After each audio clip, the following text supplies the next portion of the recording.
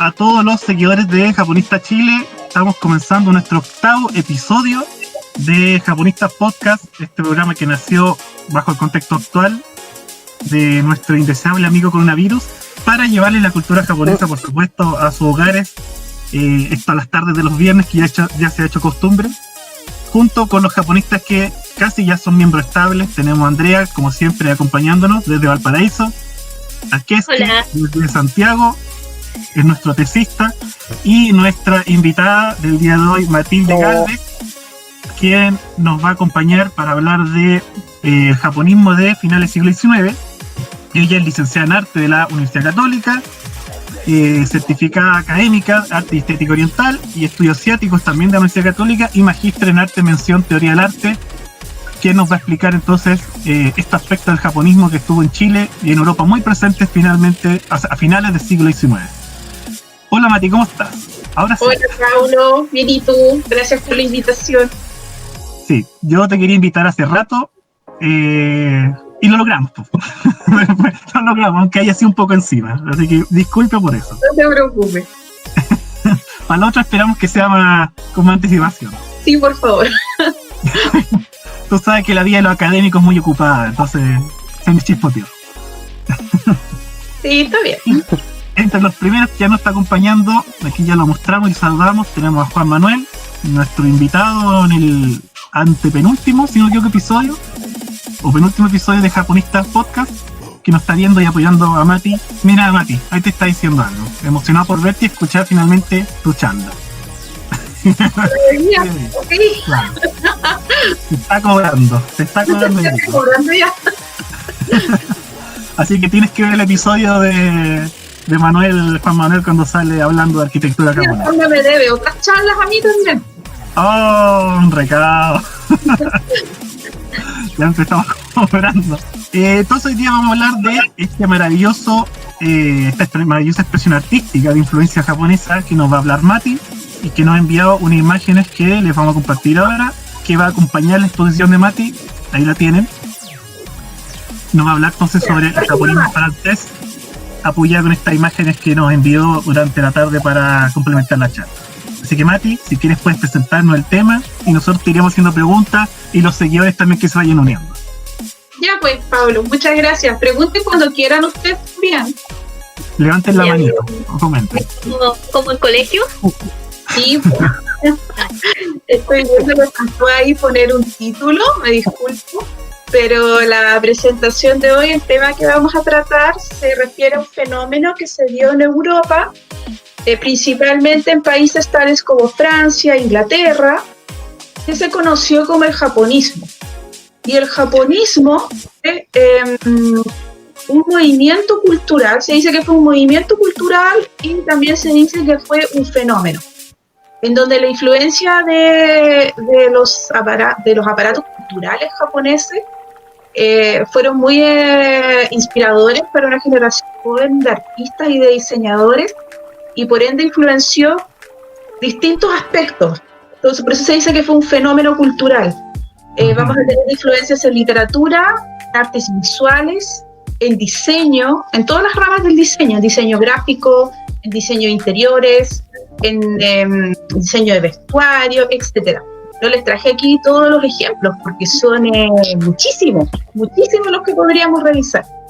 Yo, como presentaba a Paulo, yo vengo del mundo de las artes visuales. Por lo tanto, la mayoría de los ejemplos que traigo son de pinturas, son de artes visuales, porque es lo que yo más manejo. Y si se fijan en la primera diapositiva, esto corresponde alrededor del año 1900, un poquito atrasado, a una de las exposiciones que se hizo en París. ¿Se acuerdan de que a lo mejor alguien lo vio alguna vez? De que en esa época en Francia se hacían estas como exposiciones universales, donde se traían objetos, se armaban como pabellones de distintos países, se traían como objetos. Tenía por un lado como mostrar como pinturas y sus objetos, digamos, del mundo. Mostraban, por ejemplo, como adelantos como de inventos, ¿no es cierto? Como mostraban, no sé, aviones, cosas así que fueran como modernas. Y lamentablemente también mostraban, pueden haber escuchado, se usaba mostrar a personas, ¿no es cierto? Se sabe que hubo indígenas de Vietnam que los llevaron, los raptaron y los llevaron allá y los exhibían prácticamente como si fuera un zoológico, ¿no es cierto? Sí. Pero lamentablemente también se hacía eso. Y son en esas instancias donde los europeos van a ir conociendo las obras de arte japonés, sus diseños, etc. Todo esto se inserta en el periodo Meiji, que no sé, a lo mejor también lo han escuchado alguien, que fue un periodo de grandes modernizaciones, ¿no es cierto? Que después de 250 años habían mantenido una política de puertas cerradas, que bajo el mandato de los shogunes Tokugawa, que se habían visto amenazados, se había considerado que las influencias extranjeras eran una amenaza y que iban a contribuir a desestabilizar el poder del gobierno. Paulatinamente fueron decretando distintos mandatos que eliminaba la interacción de los japoneses con el mundo exterior, digamos, y mantenían relaciones comerciales muy en lugares designados y bastante reducidas, ¿cierto? Entonces, eso continuó durante muchísimo tiempo y finalmente lo que se conoce como Meiji es un periodo de reapertura, que siempre dicen como que Japón se abrió a Occidente, como una cosa que se pasó de la noche a la mañana, y no, claro. de la noche a la mañana. Hubo una guerra civil, se logró derrocar a los Tokugawa, asumió el poder político el nuevo emperador, ¿no es cierto? Que en esa época era muy joven, se fue una época bastante turbulenta. Pero es interesante porque marca como el inicio de lo que se diría, entre comillas, la modernidad en Japón. Que en el caso de Japón es interesante porque se va a equivaler también a occidentalización, nacionalismo y militarización, que son otros aspectos pero que van a marcar el periodo Meiji. Y eso produjo que empezaran a salir una cantidad de objetos muy rápidamente a Europa y empezaron a ponerse de moda. Entonces, parte de la influencia, es decir, este movimiento japonista se inserta en ese contexto. Entonces, aquí vemos una foto de un retrato que hizo un artista llamado Manet, que se considera dentro de los padres o los precursores del impresionismo. No se considera un impresionista propiamente tal, pero sí para los impresionistas él fue como un antecedente, porque ya se estaba saliendo de ciertos cánones de la pintura. Esto solamente para mostrar que el imaginario japonés ya estaba siendo una influencia importante. Vemos que él hace un retrato de Émile Zola, que era un escritor de la época y crítico de arte, ahí en su estudio, no sé qué. Y cuando tú haces retratos, tú quieres a través de los objetos que pones, tú los eliges muy bien y quieres representar un poco la personalidad o los referentes, los intereses de esa persona. Y si se fijan atrás se ven varias imágenes en chiquitito atrás en la pared, se ve un grabado japonés. Vamos a ver si le podemos hacer un zoom. Sí, pero si no, no importa. Ya. Se ve un grabado japonés, ¿no es cierto? Un kiyoe. Se ve también una niña acostada, que es un cuadro de Manet, del que pinta.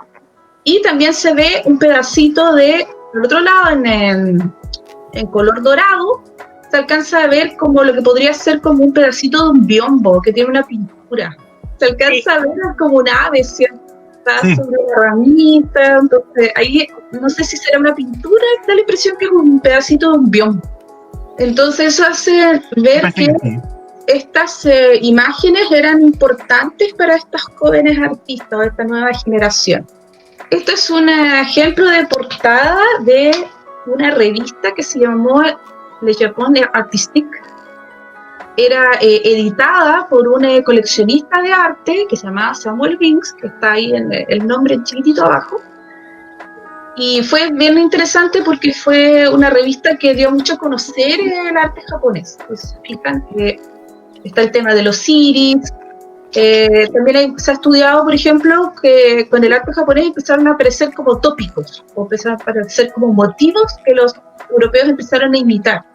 Entonces encontraron, por ejemplo, tan bonitos los iris como los pintaban, que esa flor que ven ahí, que es de tono azul, a veces violeta, hay blancos, amarillos, etcétera. Lo encontraron tan bonito que empezaron a querer estudiarlo o imitarlo. A nosotros quizás no, hoy en día quizás no nos llama tanto la atención, porque nosotros tenemos como un imaginario de imágenes, un acervo mental de imágenes que es bien amplio. Pero en el siglo XIX llegar a este dibujo es muy, digamos, botánicamente muy correcto, pero que a la vez no te entrega tanta información como para que sea confuso, sino que es muy limpio, muy de línea, con mucha síntesis visual. Eso llamó mucho la atención de los europeos de la época. Lo más que se conocía era como estas ilustraciones botánicas, pero la ilustración botánica es un poco diferente, si se fijan, no, se acentúan más las sombras para dar a entender que la forma tiene volumen, ¿entiendes? Entonces eso llamó mucho la atención. Oiga, mire, profe Mati, justo tiene a alguien que le está ayudando en su tarea.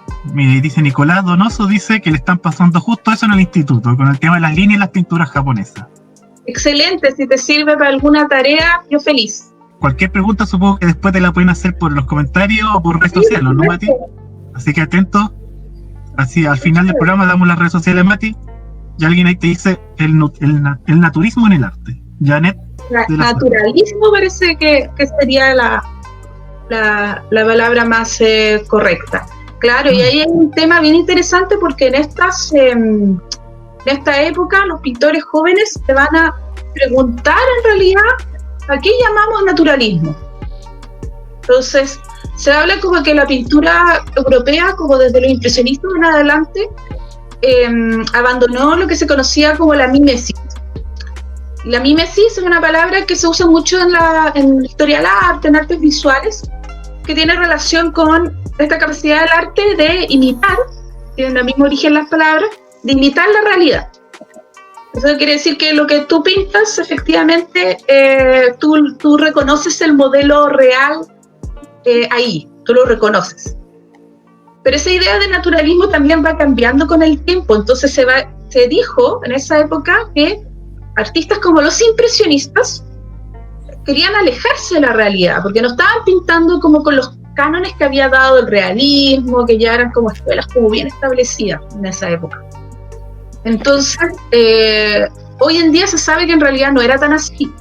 Ellos sí están observando la realidad, pero la están observando con otro ojo, de otra manera, se están fijando en otras cosas.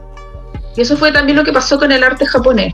El arte o las artes visuales hasta ese momento, los dos cánones que eran como que habían surgido en el Renacimiento, que se habían perpetuado, era por un lado la perspectiva.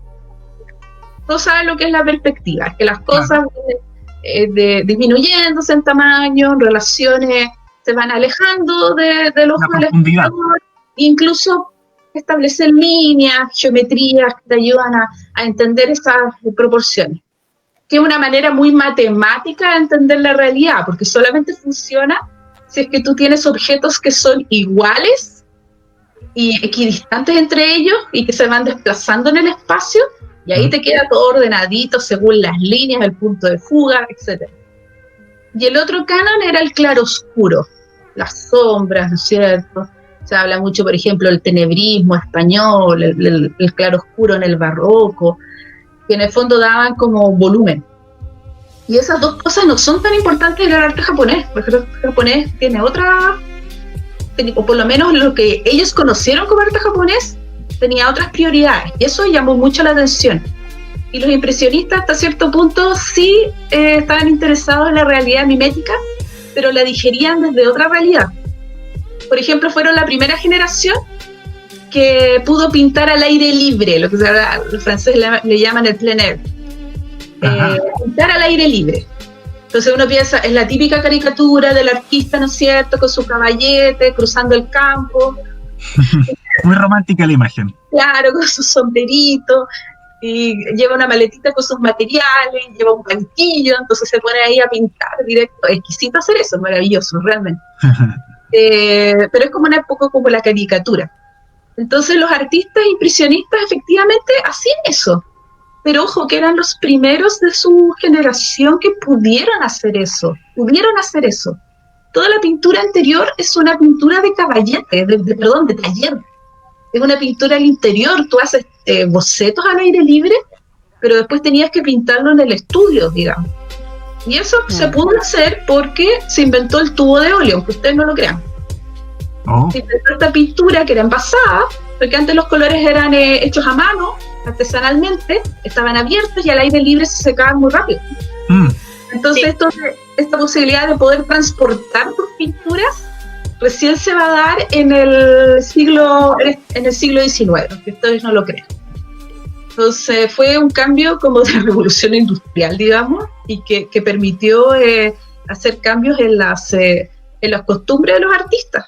Y también ellos, por ejemplo, eran modernos en el sentido que les interesaba, por ejemplo, esta idea de inmediatez, de velocidad, que tiene que ver como con esta idea como los autos, los trenes, toda esa cosa que se considera siempre como muy moderna.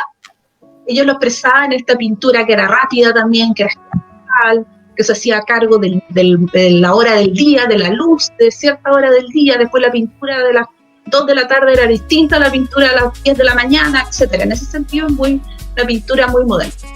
Pero volviendo al PPT, de las ramas. ¿Cómo que es que? ¿Sí? Que era dinámica.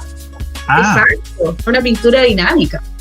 Esta se las muestro porque es un poquito como saliéndonos de la idea del japonismo, pero también en el periodo del japonismo se dio un tema bien interesante y tiene que ver con lo que Edward Said llamó el orientalismo. Seguramente es un concepto, no sé, ¿Paulo lo ha escuchado?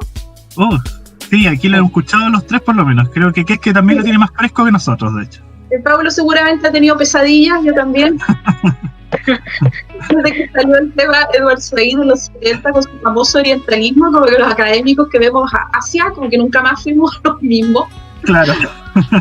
Y es bien interesante porque, bueno, cuento corto, él va a hablar de que orientalismo quiere decir que Oriente, según se lo ve Occidente, no es Oriente en sí mismo, sino que sería una interpretación de Oriente.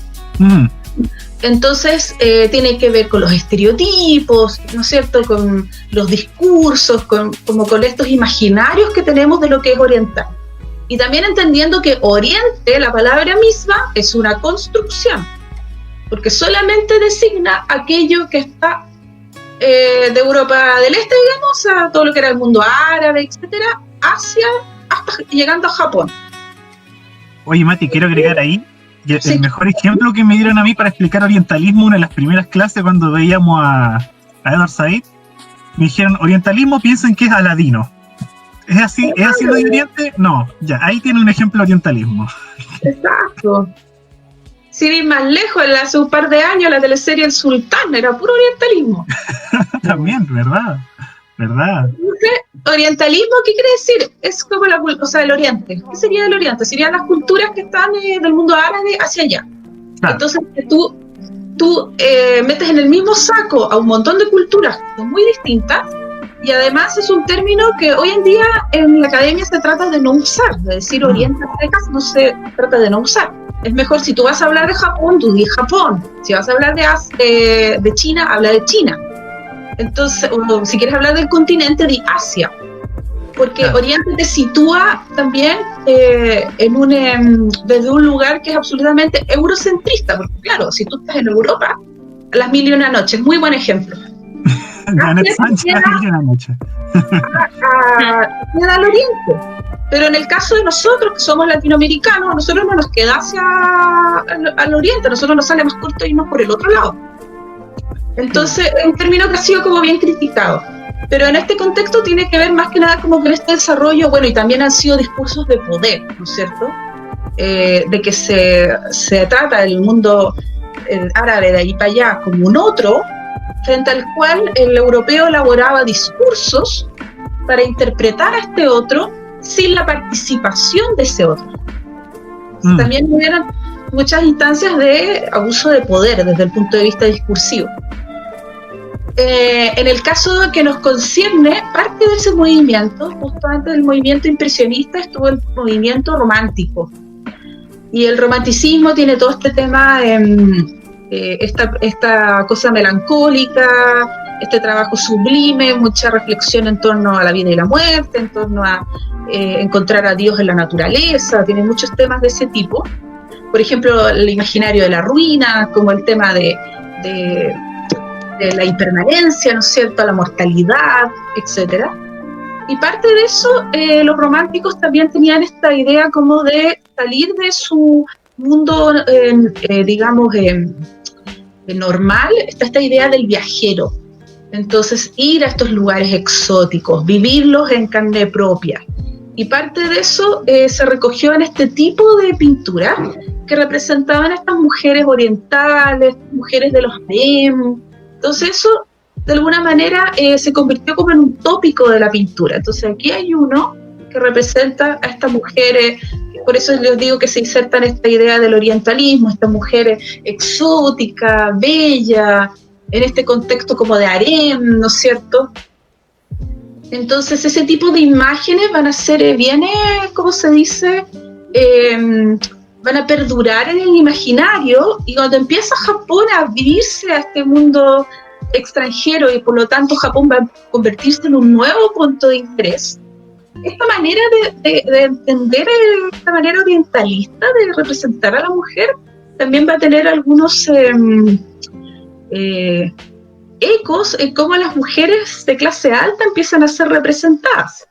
Entonces empiezan a surgir este tipo de imágenes que todavía no son impresionistas, ¿no es cierto? Todavía son bastante, digamos, tradicionales en su manera de representar, ¿no es cierto? Son la figura muy correcta, ¿no es cierto?, representada, la luz y la sombra. Son en ese sentido bastante, ¿cómo se dice?, convencionales. Pero empezamos a ver cómo los japoneses van a entrar como imaginario. Y en estas escenas, estas mujeres que se van a representar de manera melancólica, ¿no es cierto?, mirando al horizonte y rodeadas de estos objetos japoneses que se van a convertir en objetos de moda, pero también en objetos de estatus. Cuando están los japoneses de moda, algunas artesanías, algunos objetos, por ejemplo los biombos, eran muy caros de adquirir. Entonces se van volviendo, ¿cómo se dice?, objetos de moda. Por lo tanto, estas mujeres que tenían poder adquisitivo van a querer adquirirlas. Entonces fíjense, por ejemplo, aquí todavía ella está con su traje, su vestido más bien europeo, etcétera. El biombo atrás es muy interesante. Es bonita esta pintura también. Miren el contraste de color que hace entre el amarillo, el dorado y el azul. Miren, acá empieza a aparecer el kimono. El kimono como un elemento que empiezan a adquirir estas señoras, ¿no es cierto?, muy fascinadas con los diseños, con las sedas, pero en el caso de estas mujeres el kimono se convierte como en una bata. Es como un traje que ellos pueden usar para estar dentro de la casa. Y van a empezar a aparecer estos adornos de pelo, ¿no es cierto? Si se fijan, hay aquí el abanico. Bueno, el abanico se usaba de antes, pero hay este modelo que es japonés, que también se va a empezar a usar, o de frentón abanicos que son de confección japonesa. Si se fijan, ella tiene un lazo a la cintura que se llama obi, pero el obi en este caso es como una especie de, es como un cinturón y cae lacio hacia el costado, no está claro como se pone un obi. Es como la idea de que el kimono va con algo amarrado, pero no está funcionando como obi. Y esa idea como de usar el kimono abierto, que se vea un poco la pechuga, eso tampoco, los japoneses no lo usan así. Pero en todo caso, eso de lo que mencionas, Mati, eso del escote y esto que se marquen las curvas, es parte de del imaginario que hablas tú del orientalismo. Que esto de que un poco de oriente era un poco la sensualidad, que las mujeres eran símbolos de sensualidad, es parte de eso. Claro, pero en este caso son mujeres que también tienen cierto retrato y se retratan de manera así como melancólica, introspectiva. Bueno, Juan Manuel dice... Yo creo que son las dos cosas, entre que no sabían usarlo, usarlo de la manera correcta tampoco era atractivo para ellas. Ella les acomodaba usarlos como bata, o como pieza, como para andar dentro de la casa.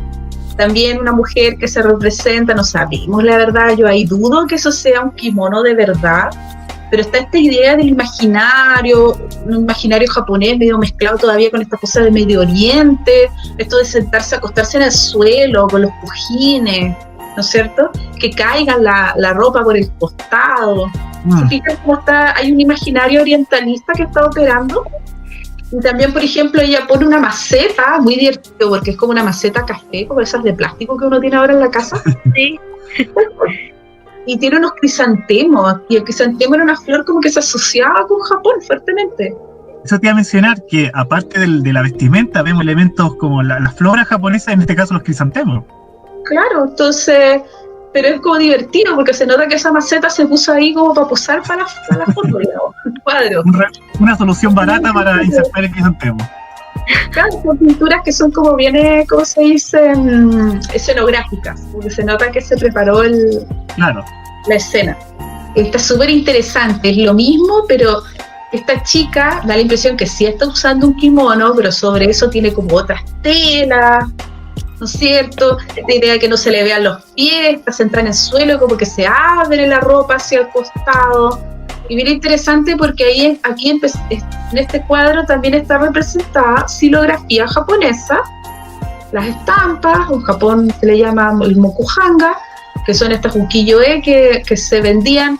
Les dije recién que habían objetos que eran muy caros, que adquirían estas mujeres de Platúa, pero también había cosas que eran como bien económicas, que eran las xilografías, ¿no es cierto?, que podía la gente cualquiera comprar. Entonces ella ahí tiene una colección, si se fijan, y están ahí desperdigadas en el piso, la mujer está mirando una, y detrás hay un biombo de estilo Tosa, que fue un estilo que surgió en el periodo Heian, pero se le llamaba pintura Yamato-e, que era una pintura que retrataba los cuentos y las escenas propias de Japón, separándose un poco de la pintura china. Entonces ahí se ve atrás un biombo de estilo Tosa, y pasa la siguiente, Paulo, porque ahí hay una comparación con estas escenas. Juan Manuel te pregunta algo. Un sesgo melancólico, pintura que vemos. No, ¿es melancólico? No necesariamente, el orientalismo es muy amplio, tiene muchas aristas, entonces tiene aristas políticas. Entonces, en este caso funciona esta mujer como melancólica, como tiene también que ver con esta idea de cómo se entiende la feminidad. Entonces, en este caso sí, se asocia con un sentimiento melancólico. Pero orientalismo también funciona en líneas muy diversas, entonces no lo podemos encerrar solamente en eso. De hecho, ahora se habla de que todavía existe orientalismo, con esta cuestión del COVID, que Trump le llama la gripe china. Entonces ahí hay un orientalismo, ¿cachai? Hay una como que se aprovecha para hacer como una discriminación. Sí. Entonces, siento que hay otros gripes o virus que no se denominan así por su lugar de origen. Hoy sí ha estado bien fuerte esto. Cada vez que hay una catástrofe que viene de Asia, reviven todos estos imaginarios de Oriente. Sí. ¿Con qué es que lo hemos conversado harto? Bueno, en el último episodio de Barrio Japonista, ¿te acuerdas que hablamos de por qué se eliminó el jardín japonés, por ejemplo? Y los imaginarios que resaltan cada vez que hay un conflicto. Sí, siempre vuelve. Sí. Sobre todo con el tema del orientalismo. Claro. Oye, Mati, para la gente que está recién conectándose, entonces todas estas pinturas que hemos visto hasta ahora pertenecen al japonismo francés propiamente tal. Pertenecen a la última parte del siglo XIX. La mayoría, el más fuerte de los países europeos que hizo estas cosas fue Francia, aunque muchas de las pinturas que mostré hay artistas ingleses, y se insertan dentro de un movimiento que fue el japonismo, y que surge después de que Japón empieza su periodo moderno, en donde se abre nuevamente a la influencia extranjera, y empieza en los años 70, los años 1870, a fluir mucho material visual de objetos que venían de Japón, y prácticamente revoluciona las áreas de las artes visuales, el diseño, ¿qué más? La literatura, etcétera. Se convierte en un imaginario bien extendido, y ese fenómeno se le llamó japonismo. En relación a esa anterior, el imaginario que está ahí también viene un poco de estas imágenes, que sí son propias japonesas, pero que son de esta corriente tipo Yamato-e, por eso no es casualidad que esta mujer retratada tiene detrás un biombo de estilo Tosa. Este era el tipo de pintura Yamato-e, donde se representaba mucho a estas como princesas japonesas que existieron en el periodo Heian, que tenían un estilo de atuendo que era bastante distinto al que conocemos hoy en día, ¿no es cierto? Ellas usaban el pelo largo, a veces hasta el piso, y lo llevaban suelto, no usaban estos peinados como tan elaborados que son mucho más típicos en el periodo Edo, por ejemplo. Ellas se rasuraban las cejas, se pintaban los dientes negros y usaban un kimono que iba por capas, eran como capas delgaditas de seda y podían llegar a, creo que tener hasta 30 kimonos a la vez puestos. Eran kimonos largos que en el fondo son para andar en la casa. Estas mujeres raramente salían de su casa, entonces se desplazaban adentro. Las mujeres que eran de clase alta tampoco tenían que hacer las tareas de la casa, entonces las limitaba un poco el movimiento los kimonos. Pero esta idea de esta mujer lánguida, que piensa, que escribe, sentada en el suelo, con estos grandes kimonos y medios desordenados que le cubren todos los pies, solamente le dejan ver la cara. Eso está un poco imitado en la imagen anterior que veíamos de esta mujer que examinaba las xilografías. Mira, las conclusiones, Juan Manuel. Entonces, por lo que entiendo, el orientalismo más que una admiración sobre Oriente, es una apropiación. Exacto, o sea, cuando Said elaboró el término, él lo planteó desde una postura crítica. Por eso digo que los académicos sobre Asia nunca volvimos a hacer lo mismo, porque sí. Cuando uno estudia, por ejemplo, yo llevo varios años dedicándome a estudiar Japón, cultura japonesa, distintos periodos, bla, bla, bla, pero siempre uno tiene que hacerlo desde una mirada muy humilde, muy diciendo, ok, esto es lo que entiendo ahora, pero tengo que confirmarlo, esta idea que tenemos a lo mejor no es tan así. Entonces siempre a uno le lo pone en una postura que es mucho más crítica también con el trabajo de uno. Cuando uno va a leer autores japoneses, por suerte ahora hay harto, por ejemplo, si uno lee inglés puede acceder a harta información de autores japoneses. Y claro, y si tú ves los textos como de los primeros estudiosos que son del siglo XX, siempre hay dejos orientalistas, en el sentido de que hay juicios de valor. Ese es un problema. Por ejemplo, hubo un académico que era excelente, un británico, que se llamaba Ivan Morris, y él estudió muchísimo el periodo Heian. Yo de hecho tengo el libro de él, y el libro es muy bueno, tiene muchísima información. Es difícil encontrar información tan detallada sobre Heian, pero él entre medio hace juicios de valor. Él dice, estas mujeres que vivían encerradas y no sé qué, y en una dice, vivían un estilo de vida que era prácticamente claustrofóbico. Entonces, decir eso, uno dice, bueno, yo no sé si a estas mujeres les molestaba realmente vivir así. Entonces, ¿se fijan? Claro. Entonces, ese tipo de términos uno tiene que tener ojo. Complementando lo que dice Juan Manuel, podríamos entonces también decir que esta es una mirada colonialista de la Europa del siglo XIX, colonialista, imperialista. Por supuesto. De todas maneras, se mezcla ahí, los discursos son políticos, etcétera. Tiene que ver con la ocupación. Muchas veces se hablaba, si tú miras el texto de Said, él pone varios ejemplos y todo. No sé, pues, Inglaterra hablando de India, dicen como, se ocupaba mucho la frase como, fueron un gran imperio, fueron una gran cultura, como diciendo, sí, no desconocemos como todo el legado cultural que tienen, pero de alguna manera como que tenían una mirada sobre estas culturas de que eran como decadentes y como que en el fondo se justificaban sus intervenciones, ¿cachai? Que había que encauzarlas por el modernismo y la civilización. Claro, entonces, complicado. Bueno, sigamos. Vane Carola, que sea Kamati. Gracias. Estos son imágenes como de ejemplos para que ustedes vean también que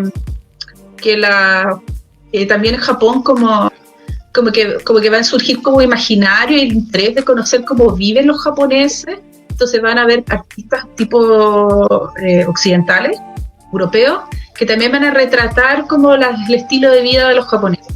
Entonces empiezan a aparecer este tipo de imágenes, que es una pintura del estilo europeo, ¿no es cierto?, en donde se ve una casa de estilo tradicional, se ve a estas dos chicas, una tocando el shamisen, ¿no es cierto?, que es esta especie de guitarrita de 3 cuerdas, se ve que hay piso de tatami, se ve el tokonoma, ¿no es cierto?, ese nicho que está atrás con la pintura. De hecho se ve que hay una pintura de una grulla, se ve un arreglo floral y se ve una allá atrás.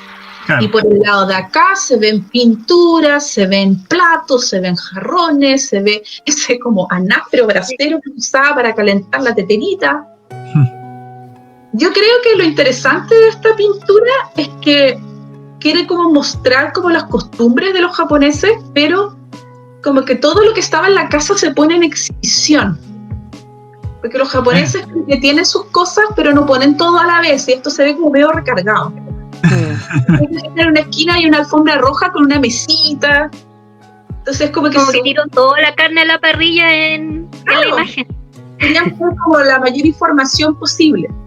Entonces se ve que está la niña tocando guitarra y al lado está calentando el agua para el té, y después hay una mesita donde se ve como una especie de botellita de sake. Entonces, ¿Hay un pincel abajo también o no? Es posible, pero no alcanzo a mirar bien. A ver, hagámosle un zoom. Ahí donde está como la mesita. Aquí. Esa. Claro, podría ser como un pincelito, toda la razón. Claro, los japoneses no usan sus casas así, tienen sus cosas, pero tú haces una tarea y después guardas las cosas, porque todos los espacios son multifuncionales. Entonces yo creo que esto está como un poco exagerado, como queriendo mostrar como la mayor cantidad de cosas. De hecho, ¿sabes lo que es a mí? Es como la imagen que vemos en los catálogos tipo Home Center, Retail, de cuando muestran la decoración de una casa. Sí, y claro, como te digo, como que lo hay medio recargado, como que es una casa japonesa, digo yo. Porque de hecho ese tokonoma se ve recargado. Sí, o exótico total. O sea, también ellos tenían curiosidad por saber cómo vivía esta gente. Como les decía, el tokonoma, que es el nicho que está atrás, yo lo considero que está medio recargado, pues, porque es muy grande la pintura en relación a la espada y en relación al florero. Sí. Como lo que o sea, cuando me enseñaron Ikebana, me enseñaron que una cosa no tiene que tapar a la otra. Mira. Están como tapándose. Entonces, ahí no sabéis tampoco si esta persona, la que pintó esto, realmente conoció Japón o se basó en descripciones que le daban. ¿Te fijas? Entonces, pero más que nada lo interesante es como ver cómo Japón va a aparecer también como imaginario, va a haber interés de la gente de saber cómo vive esta gente. Una representación de una chica muy bonita, ¿no es cierto? Esa la dejamos así tal cual. Siguiente. Y esto es interesante. El ukiyo-e se traduce muchas veces que son como estas silografías japonesas, ¿no es cierto? Que la silografía en japonés se dice mokuhanga. Pero el ukiyo-e en realidad no es eso. El ukiyo-e fue un movimiento cultural que surgió en Edo, cuando en el periodo Edo, ¿no es cierto?, y agarró fuerza en el siglo XVIII. Entonces eran estas estampas, ¿no es cierto?, que se hacen con una técnica que es en donde tú tienes varias placas de madera, tú las tallas, después a cada madera tallada aplicas color y después las estampas en un mismo papel. Ese papel, esas imágenes se superponen y van a dar lo que nosotros vemos como imagen final. Entonces la imagen de la derecha sería una estampa de Hiroshige, y si ustedes ven, cada color es una placa diferente. El dibujo negro es una placa diferente, todo el delineado negro es una placa. Entonces un trabajo realmente muy sofisticado. Los maestros talladores de las maderas eran gente muy hábil. Después estaba la persona que te hacía la impresión misma. Todo, por ejemplo, ustedes ven ahí una escena donde se ve el río, ¿no es cierto? Toda la escena de agua, pero si se fijan tiene un degradado tonal. Sí. Al principio parte oscuro y después va claro. Eso se tenía que hacer a mano en la misma placa. La persona agregaba más pintura en la parte que tenía que quedar oscura. Entonces era un trabajo realmente, ¿cómo se dice? Muy sofisticado. Se considera que en xilografía la japonesa es de la más sofisticada del mundo, a ese nivel. Entonces, estas imágenes, si bien yo les decía que habían cosas que eran muy caras, estas imágenes empiezan a llegar empiezan a llegar en mucha abundancia a Japón y van a influenciar mucho a las artes visuales. Y les decía que ukiyo-e es un movimiento que muchas veces la gente lo asocia solamente con las estampas, pero no se refiere a la técnica, se refiere a los motivos. Es el arte que expresaba las costumbres y las impresiones, los gustos de la clase chonin de la ciudad de Edo, del periodo Edo.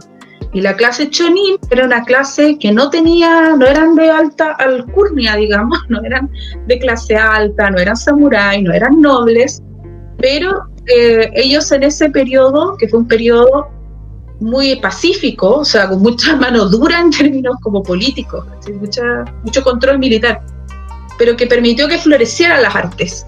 Y esta gente que eran de la clase comerciante, esa gente empezó a enriquecerse. Por lo tanto, pudieron empezar a encargar arte.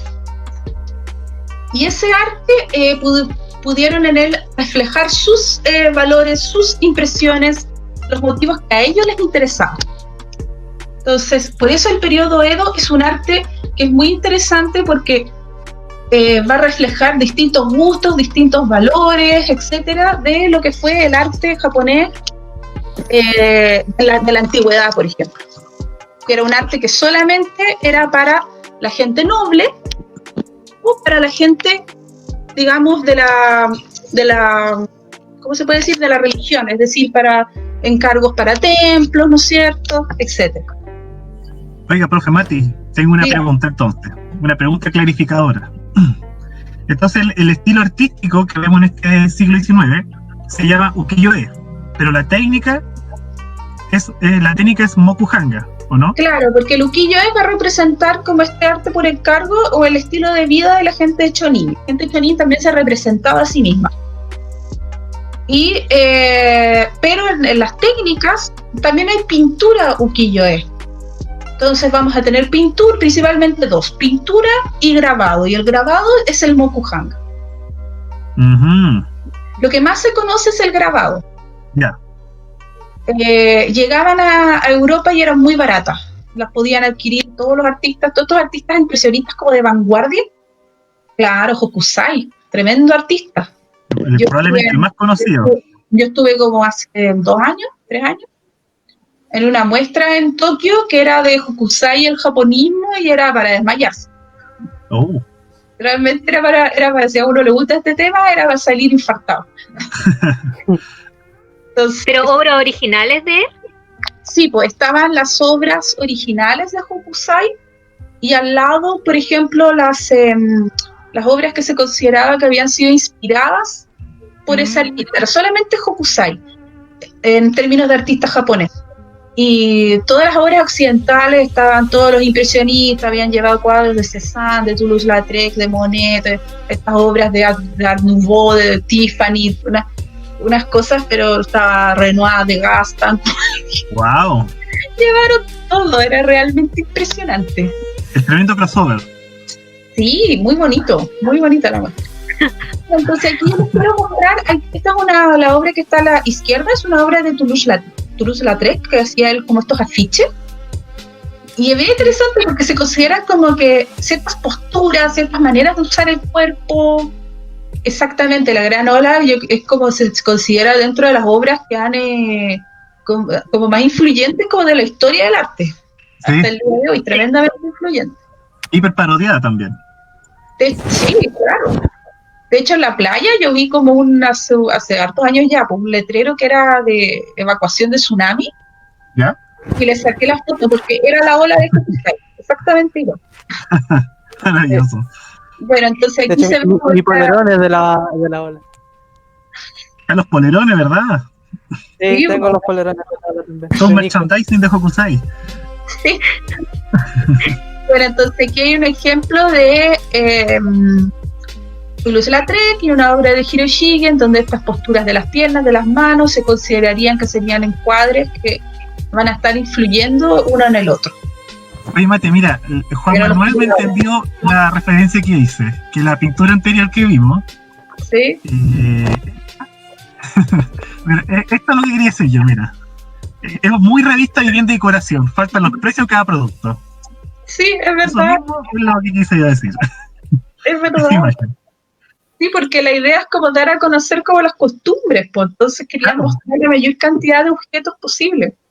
Y justo ahora que estas tiendas de retail han traído, ¿te has fijado? Había toda una tendencia también a traer el diseño Zen, la arquitectura Zen. Y ven, los catálogos se ven imágenes más o menos igual a esto.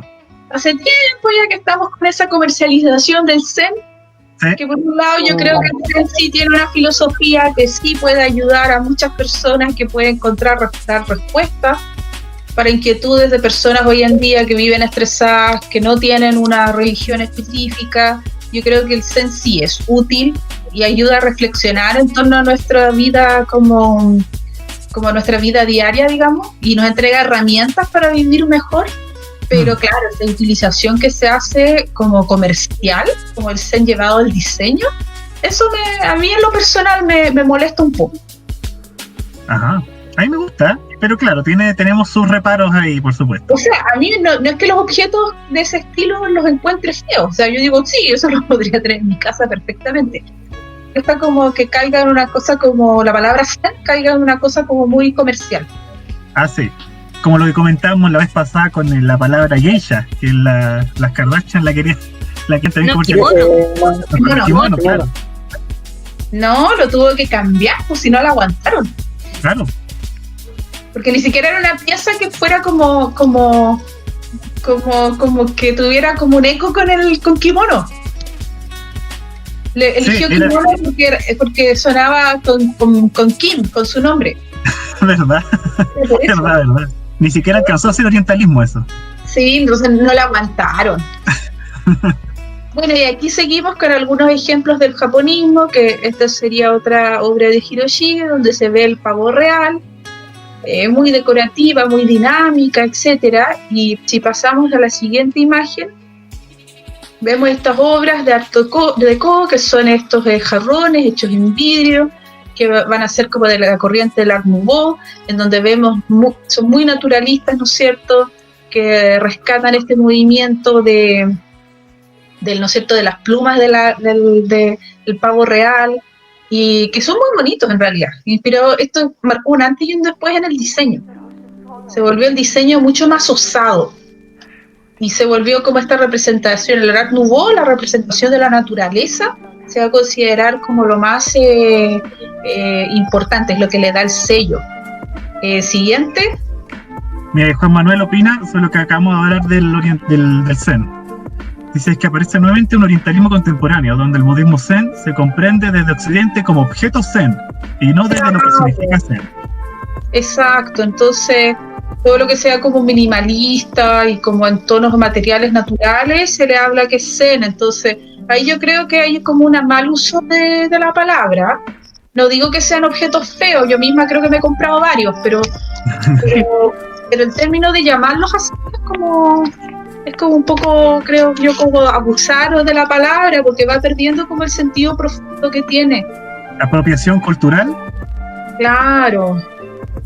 Entonces ahí hay que hacer una distinción. Por ejemplo, yo les digo, lo dije a los alumnos hace poco en una clase, cuando les mostré los jardines Zen, los famosos jardines Zen, les mostré uno, el más famoso, que es el de Ribanji, porque no teníamos tanto tiempo. Entonces les dije, les llaman jardines Zen. ¿Por qué? Porque hay una razón para eso. Es porque la mayoría se encuentra en templos o monasterios Zen, claro, que son Zen hasta el día de hoy. Y fueron ellos los que llevaron esta estética de la piedra y la gravilla a su máximo esplendor, a tener jardines que solamente son de pura gravilla. Entonces eso se los asocia con el Zen y se les llama hoy en día jardines Zen. y se los vende en miniatura, ¿no es cierto?, para decorar la casa.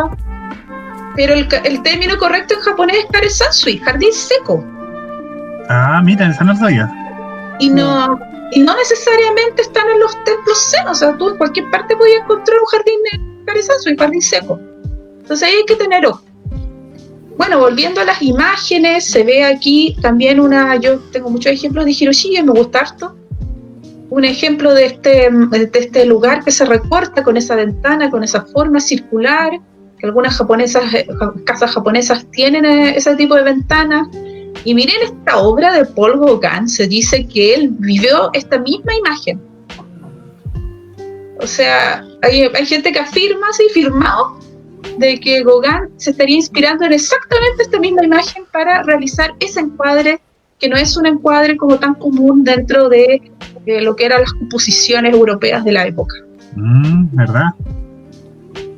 Es interesante. Sí. Entonces se habla de que el japonismo fue una influencia en los artistas jóvenes de vanguardia, como muy formal. Se habla que hubo mucha como de las composiciones, ¿no es cierto?, los encuadres, los motivos, empezaron a pintar mucho más motivos de naturaleza, pero también funcionó a un nivel mucho más profundo en cómo ellos entendían la realidad, la noción de mímesis y la noción de belleza. Dije eso y me metí en un mazo corcho. ¿Sabes qué explicar?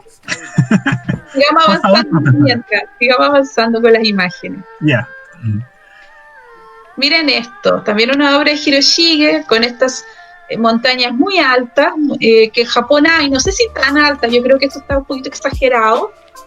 Parece más China eso, un paisaje chino esto. Pero es como un poco el imaginario, ¿no es cierto? Pero hay efectivamente con estos peñascos que salen del mar y que tienen estos piñitos arriba.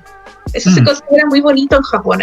Matsushima, que es una zona costera, una isla, tiene muchos de estos roqueríos con los pinitos arriba. Los japoneses lo encuentran especialmente bello. Me acordé en Hokkaido hay unas rocas así, y en una de las rocas tienen un tori. Ay, sí, qué lindo. Yo nunca he estado en Hokkaido, quedará para futuros viajes. Pero sí, hay varios lugares donde las piedras como que son las piedras muy características que salen del mar, entonces se les considera moradas de kami y se les rinde tributo, ¿es cierto? Como las rocas casadas, las famosas rocas casadas. Ah, sí, de la bahía de se me olvidó. Yo tampoco lo recuerdo, no importa. Que se les cambia la cuerda el 5 de enero todos los años. Claro. Que es un lugar donde van muchas parejas, porque es como que el matrimonio de rocas como que te bendice, tú le rezás y le pedís que te bendiga tu propio matrimonio. Sí. Bueno, y vemos ahí una obra de Émile Bernard, que también estuvo dentro de esta línea de impresionismo, simbolismo, y también imitando estas peñascos con estas rocas muy elevadas, y ahí habría también una clara relación con esta imagen. Y aquí llegamos esto es como lo más conocido, ¿no es cierto?, del impresionismo, ¿no es cierto? Esta es una obra de Claude Monet, que, ¿no es cierto?, es muy famoso, y miren la desmaterialización que él hace de la pintura, una pintura que antes de los impresionistas había sido muy de claroscuro, muy de perspectiva. Ya no vemos eso en esta pintura, vemos una pintura mucho más sugerente, que tiene que ver con la atmósfera, con los colores propios de una hora del día. También es una época muy entretenida donde está surgiendo la psicología de la percepción, se está hablando de que cada persona mira de una manera distinta, que las sombras, por ejemplo, si la luz es naranja, la sombra efectivamente es violeta. Ese tipo de cosas los impresionistas las van a rescatar. Pero fíjense que con el arte japonés, que no prioriza tanto el claro oscuro, sino que más bien delimita las formas y les da un cierto color. La importancia del color, eso es lo que va a ser como muy importante para los artistas japoneses y que lo van a tomar de la estilografía. Sí. La posibilidad de trabajar con luz y con color. Entonces, yo creo que hay una influencia que es mucho más profunda, que no es solamente formal. Dice que con el jardín de Monet, hoy sí, esos jardines que pintaba él en su último periodo, que son de los nenúfares, esos son súper impresionantes, pintó caletas. Son en distintas partes del mundo, son unos lienzos enormes, con unos jardines con nenúfares preciosos, muy abstracto, impresionante. Entonces aquí podemos hablar que hubo una influencia mutua entonces, tanto de Europa hacia Japón como de Japón hacia Europa, con Sí, el pero japonismo. en otra charla tendría que hablarle de las influencias en Japón. Ah, ya. Pero- En otros japonistas podcast. Sí. Pero la cosa es que lo que yo creo que es interesante es que el movimiento impresionista, el arte japonés permitió no solamente como esta cosa como de nuevos motivos, sino que les permitió, les dio un ejemplo para aproximarse a la naturaleza de una manera, explorando una sensibilidad que es a la vez sensorial, que tiene que ver con la observación, pero no tanto, ya no basado en estos antiguos cánones de la pintura occidental, que se habían vuelto muy rígidos. Muy de que la pintura tiene que ser así, y es así, y todos vemos igual, y esto es una pintura objetiva. No. El impresionismo surgió en una época en donde está surgiendo esta idea del yo subjetivo. Entonces yo quiero hacer una pintura que sea mi impresión de la realidad. Y donde era una pintura gestual, que se hacía rápida, de ahí surge el nombre impresionista, porque decían que eran impresiones. ¿Ya? Y coincide esto con el auge de lo que son los estudios de psicología en Europa, por finales del siglo XIX. Tipo. En todo sentido esto de la investigación de lo que pasa en las mentes y las subjetividades de los artistas. Es una corriente de lo que está pasando en Europa. Exactamente. Entonces, a ver qué dice Juan. Juan Manuel te hace otro aporte. A los japoneses les gusta mucho Monet. De hecho, una compañía analizó cómo interpretó Monet algunos jardines desde el más allá del color, sino de la disciplina del color sobre los datos reales, de construir la forma estricta desde el color. Exacto, porque él ya no está haciendo él como que toma el modelo del nenúfar, pero él después se separa de ese modelo. Entonces, él está haciendo estudios de color, de contrastes, de forma, de combinaciones de colores, y en ese sentido se aproxima a un tipo de pintura un poco abstracta. Eso es interesante. Sí. Monet vivió muchísimo, o sea, él pintó hasta los años 20, el siglo XX, donde ya los movimientos modernistas estaban como ya bien instalados. Si se fijan en esta obra, es mucho más fácil ver la influencia de la xilografía. Esto es casi como si fuera una xilografía, ¿no es cierto? Que podemos imaginar que son placas talladas con distintos colores, entonces podríamos decir que todos estos árboles verdes, ¿no es cierto?, del mismo tono casi, son todos una misma placa, después tienes una para el pasto abajo, después tienes una para las figuras. Entonces aquí se ve muy fuertemente la influencia de la xilografía japonesa en la pintura. Este artista, Maurice Denis, no es impresionista, él participa de otro movimiento que se llamaba simbolista.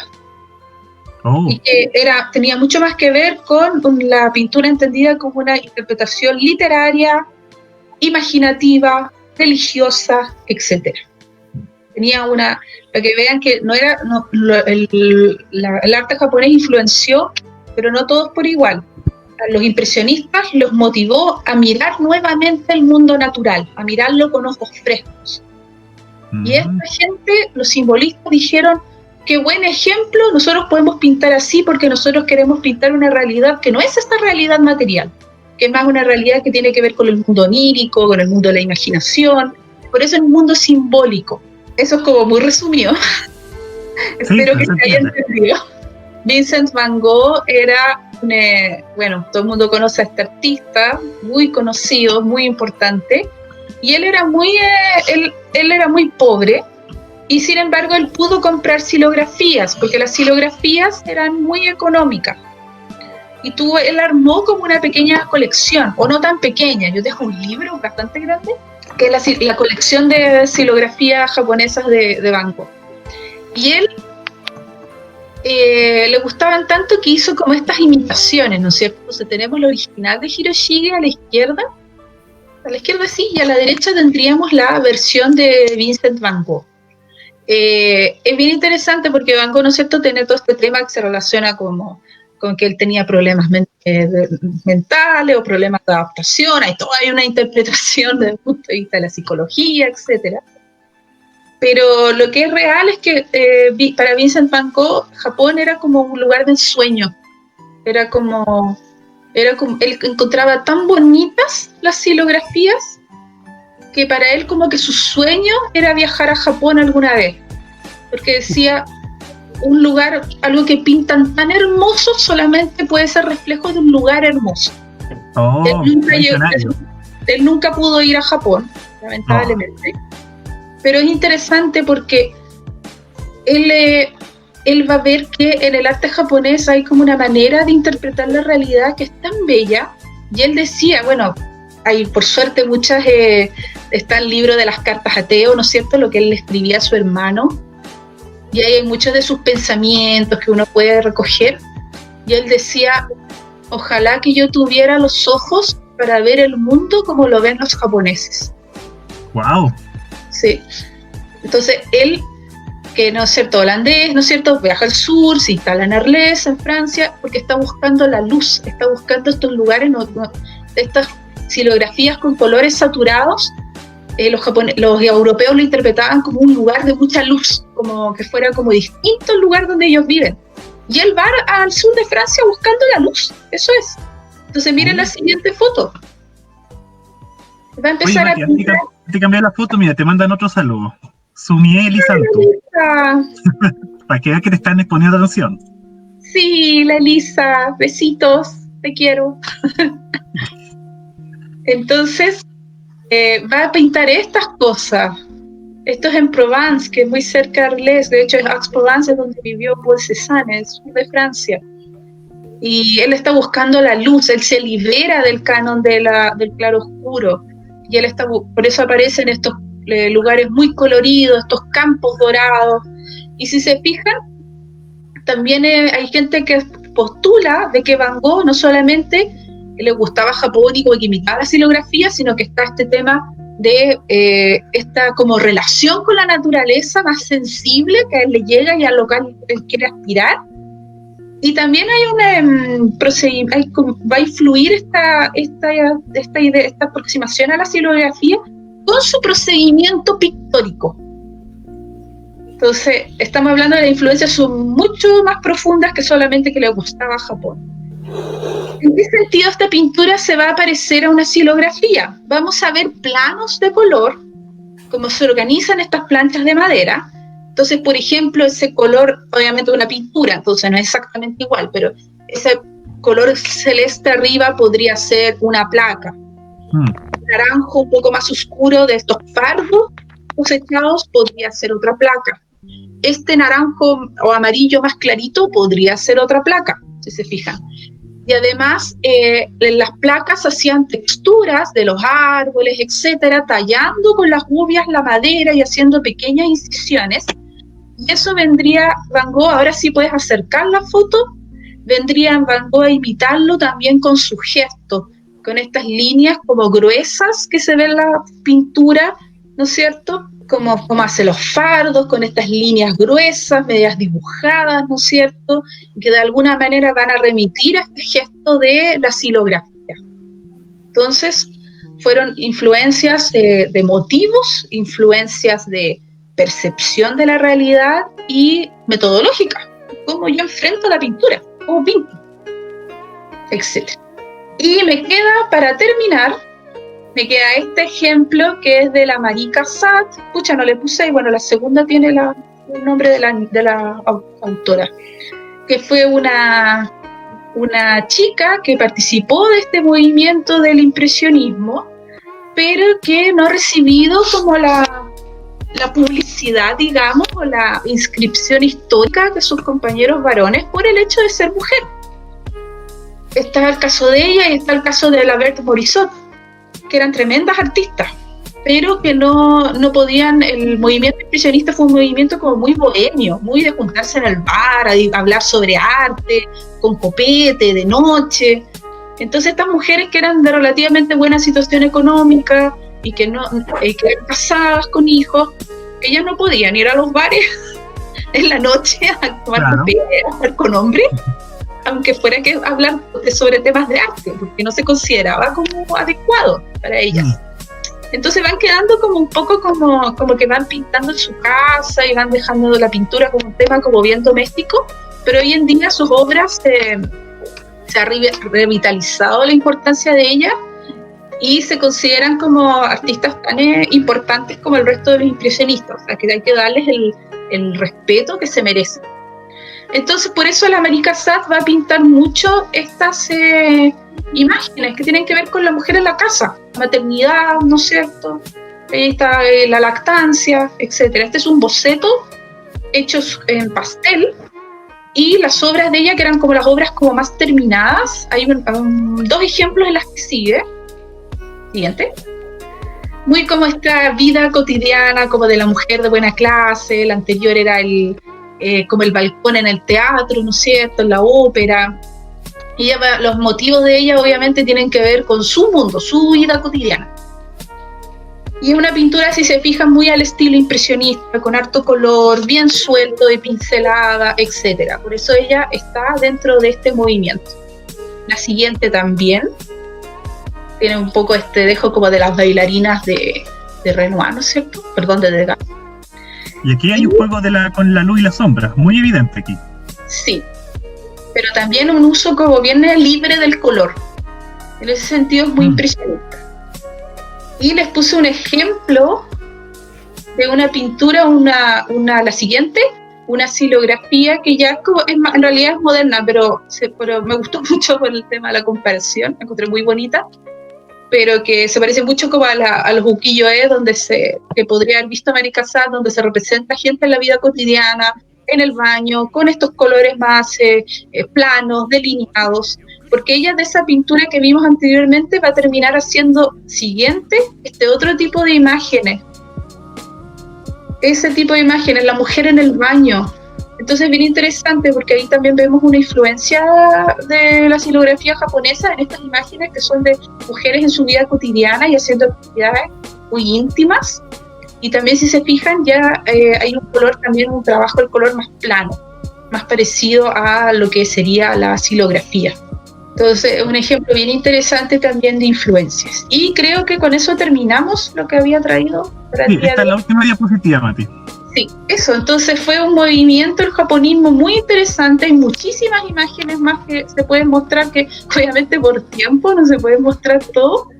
Y lo importante es entender que el arte japonés fue un movimiento, fue una inspiración muy importante para el desarrollo de la pintura moderna.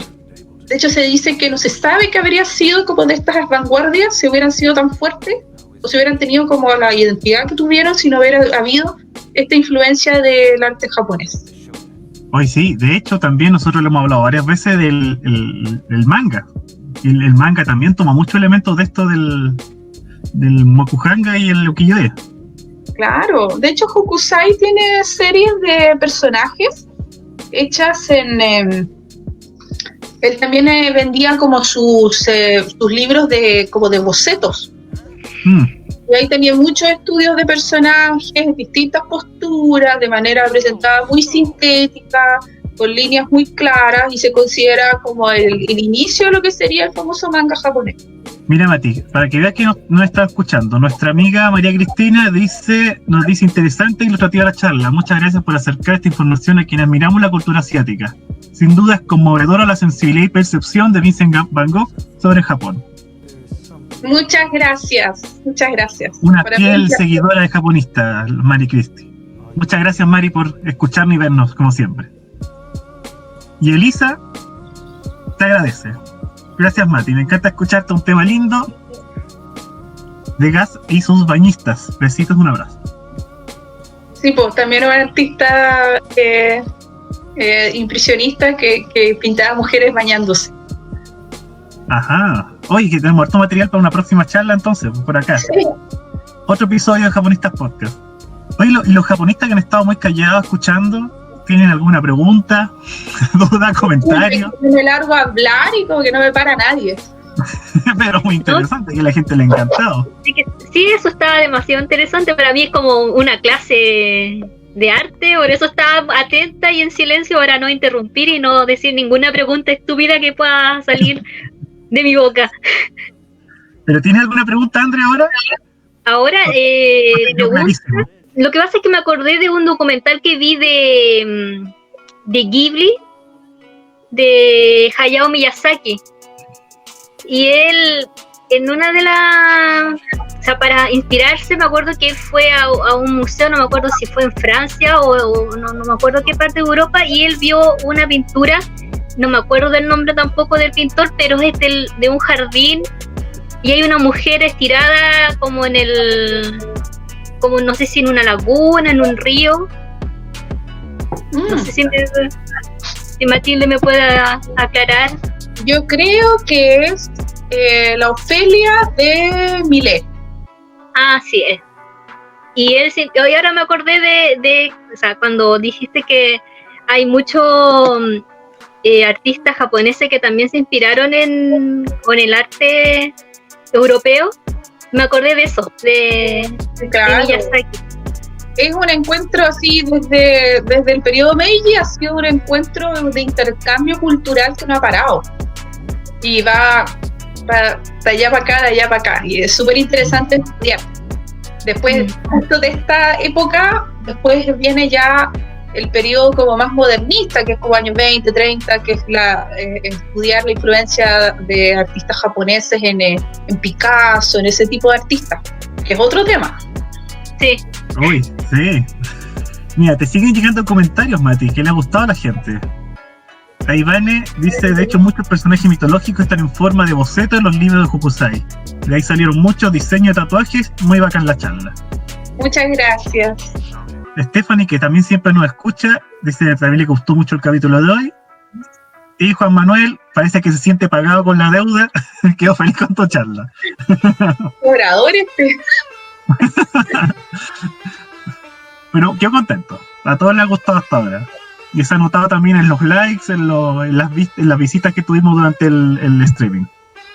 Bueno, para ir terminando, en este episodio alargado pero necesario y muy interesante, pasamos a la sección que te comentamos antes de comenzar el programa, pues Mati, la sección de recomendaciones, que le encanta ya a los señores japonistas. ¿Quién empieza en esta ocasión? ¿La invitada? Como Sí. gusta. Ya, señorita invitada. Puede empezar a mostrarnos su recomendación. Bueno, entonces la idea es recomendar, puede ser un libro, ¿cierto? Por supuesto. Bueno, yo les voy a recomendar, a ver si aquí se ve, este Sí, libro que es una maravilla, se llama El precepto roto de Shimasaki Tozon, lo dije bien. Uh-huh. Lo elegí porque no sabía, quería elegir algo que tuviera más que ver con el tema de hoy, pero este no tiene tanto que ver, pero por lo menos está situado en la misma época.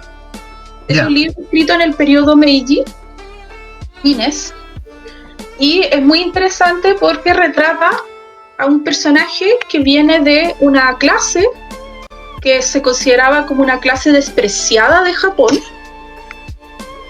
Hasta el día de hoy la gente tiene algunos problemas, que eran los ETA.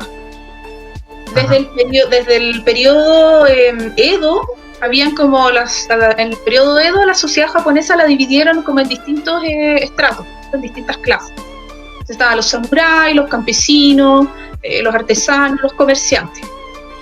Y había una quinta clase que era como la subclase, como la fuera de la que está como ya fuera de todo lo demás, que eran los ETA. Y que es bien injusto porque era gente que hacían trabajos que se consideraba según el budismo como poco nobles y que por ende tenían un karma negativo que se lo pasaban a sus hijos, y por ende los hijos tenían que seguir con esa pega y no podías juntarte con ellos porque te contaminaban con su karma negativo, y era como que estaban fritos, tenían que estar aislados. Y era la gente, por ejemplo, que faenaba animales, lo que tenían mucho que ver como con la muerte. Sepultureros también. Y donde vivían en barrios muy pobres, como que estaban como alejados de la sociedad. Entonces se mezclaba con no sé, por los bandidos iban a esconderse ahí, las prostitutas, no sé, era un ambiente muy marginal. Y hacia ya entrados el siglo XX, bueno, después en Meiji eso oficialmente está abolido, que dice ya no podemos discriminar a los ETA, no sé qué, pero en costumbres siguen siendo discriminados. Y el libro se trata de un chico, ya es adulto, que trabaja, y que su padre había muerto, y ellos ya estaban como integrados en la sociedad. Este chico era profesor de un colegio, pero el padre le hace jurar nunca va a revelar su pasado, que viene de una familia ETA.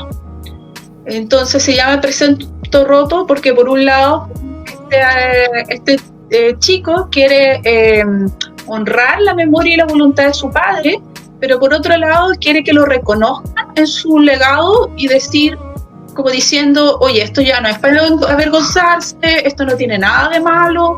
Entonces ahí está su contradicción. Y se muestra que en el Meiji, donde está toda esta modernidad, esta idea de Japón, que se abre el mundo, que es moderno, que es todo esto, que es potencia, que es imperio, todo este discurso que viene como del oficialismo. Este libro retrata un poco como ese Japón escondido, ese Japón que tiene que ver con las antiguas costumbres, con la superstición, con la discriminación. Entonces es un libro muy interesante. Yo creo que está disponible en la librería del GAM. Ya. Creo que estoy casi segura, porque la última vez que cogí ahí estaba. Y lamentablemente este edición Satori, que trae excelentes libros, pero lamentablemente no son los más baratos. Entonces, está disponible, no necesariamente es un precio accesible para todo el mundo, pero por lo menos es un libro que yo lo puedo recomendar y que es un buen libro y retrata un tema histórico súper interesante. Excelente. ¿Cómo se llama el libro, Mati? ¿No? Para que la gente lo anote. Se llama El Precepto Roto, ahí, de Masaki Tozon. Ahí está el dato, entonces, la recomendación de Mati. De Satori. De Satori Ediciones, ¿verdad? La otra gran editorial que ha llegado aquí a Chile con libros de Japón. Andrés, tú que también tenías lista tu recomendación. Sí, yo tengo dos recomendaciones. Tenía una recomendación al empezar el programa, pero durante la charla se me vino a la mente otra recomendación. Excelente. La primera recomendación es el capítulo 9 de Japonistas Radio. No sé si te suena. Oh, creo que sí. ¿Quién será? Si mi memoria no me falla, creo que sí. En ese programa también estaba de invitada Matilde y habló de tradición japonesa, de Ikebana y de la ceremonia del té. Yo lo escuché hace poco porque estuve viéndolo, o sea, estuve escuchando los programas y los estuve subiendo a Spotify. Entonces, ese capítulo, el episodio 9, está en Spotify y está en YouTube también, para que lo vean, lo revisen, porque me interesó mucho el concepto de tradición que dice Matilde en ese programa sobre la tradición entendida por los japoneses y cómo se lo entiende Occidente. Así que, muy bueno. Lo voy a dejar ahí metidos para que lo escuchen. Qué buena recomendación, sin querer ser autorreferente. Claro, excelente recomendación.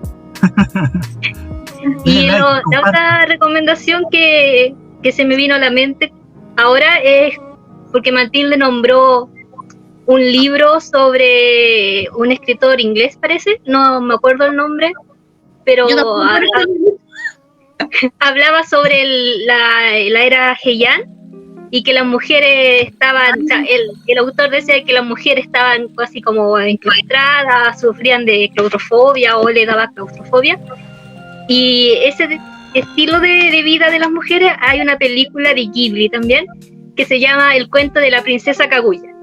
Bellísima película, bellísima. Es una película hermosa, yo creo que es mi preferida de ese estudio. Y ahí se retrata cómo las mujeres tenían que vestirse, cómo tenían que pintarse la boca, afeitarse las cejas, todo ese proceso sale en esa película. Hermosa. Oye, muy buenas recomendaciones, y sin querer ser autorreferente, insisto, pero muy buenas recomendaciones. ¿Tú te acuerdas de ese episodio, Mati, el que participaste en Japonistas Radio? Tengo vagos recuerdos. Igual, de hecho, por eso no quise citarlo, porque no me acuerdo muy bien qué hablamos. Es muy bueno ese episodio, me encantó, me gustó. Qué bueno. Sí, además sale la ceremonia del té, me acordé de los episodios de... O sea, cómo es la ceremonia del té, cómo se ve aquí en Occidente, que es como algo así muy... como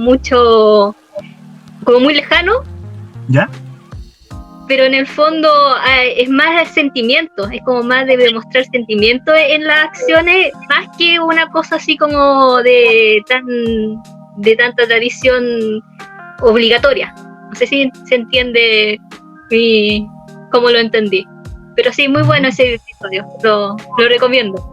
Bueno, pues como dijo Andrea, entonces el que quiera escuchar ese episodio en que ya habíamos hablado con Mati, está disponible en YouTube y ahora en Spotify, el que lo quiera escuchar en formato podcast. Buena recomendación. Yo lo escuché en Spotify. Ya. Mira, y como siempre, nuestro amigo Patricio ahí comentando y le trajo recuerdos de historia del arte del Duoc. Nuestro amigo diseñador gráfico, por cierto, Patricio. Así que le gustó. Stephanie sí vio La Princesa Kaguya. Así que ahí tu recomendación, Andrea, sí llegó ahí. Hay alguien ahí que la recomienda aparte de ti. Sí, muy bonita esa película. Sí. ¿Qué es que? ¿Tienes recomendación? O...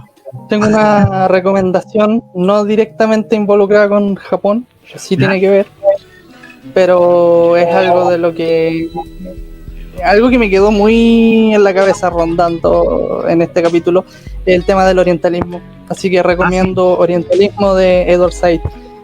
¿Por qué? Muy buen Porque nosotros generalmente estamos abordando todos estos temas de cultura japonesa, literatura, no sé, música, cualquier aspecto de la cultura japonesa, pero claro, a veces muchas personas pueden caer desde el fanatismo sin mala intención, pero también pueden caer en este sesgo orientalista. Entonces muchas veces no sabemos cómo enfrentarnos a culturas que no son las nuestras, a las que no están dentro del área de Occidente. Así que yo creo que de todas maneras considerar si alguien quiere interesarse en la cultura japonesa o la cultura china o cualquier otra, creo que igual Orientalismo de Edward Said es lectura recomendada, sobre todo por lo último que dijeron, o sea, el tema de las artes zen, ¿no?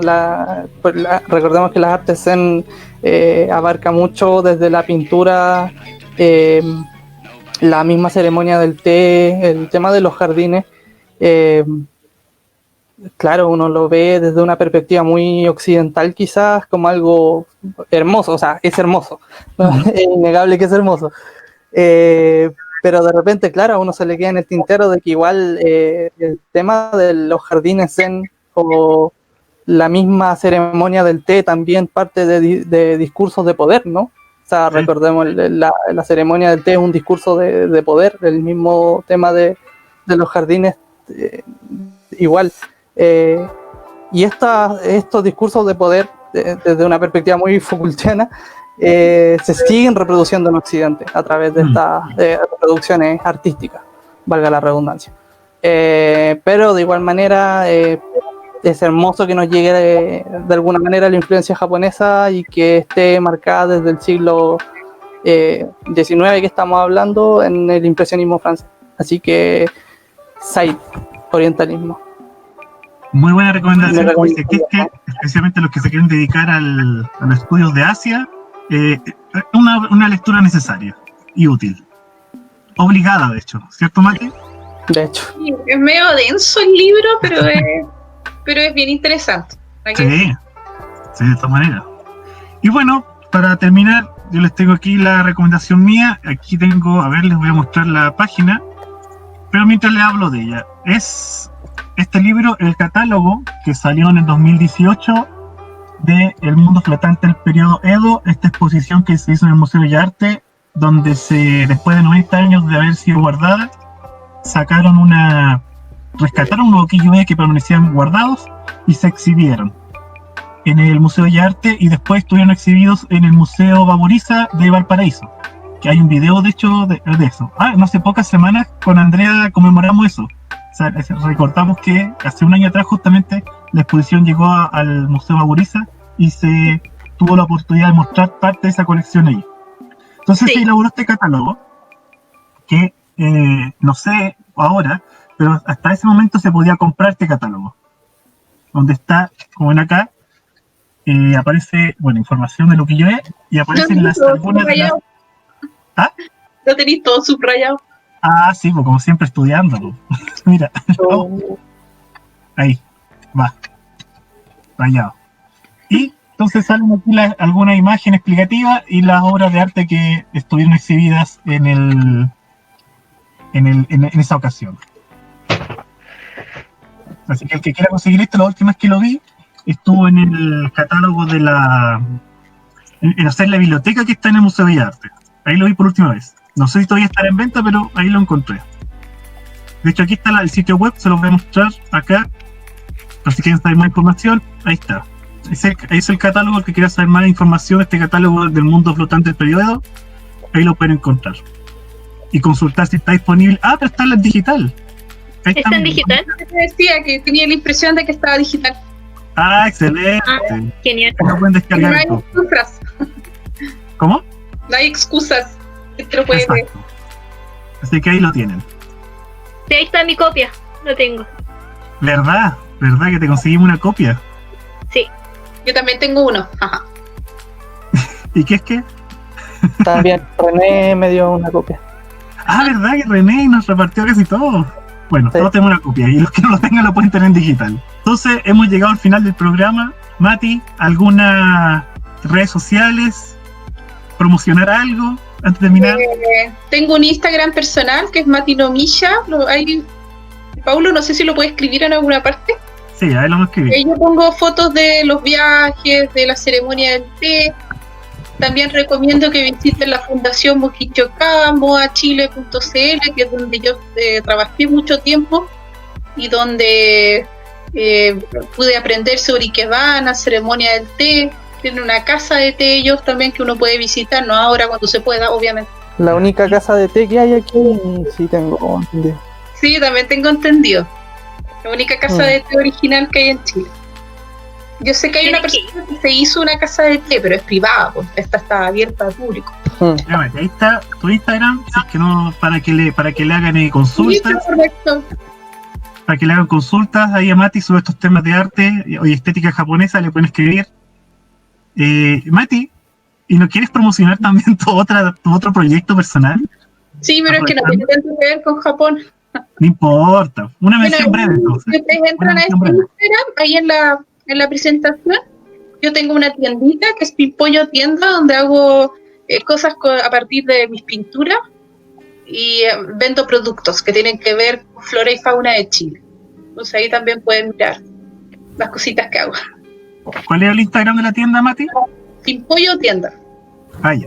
El pimpollo es un pajarito chileno, es una ave acuática del sur de Chile. Ahí también lo vamos a poner después en el Instagram de Japonistas para recomendar a la tienda, el proyecto personal de Mati.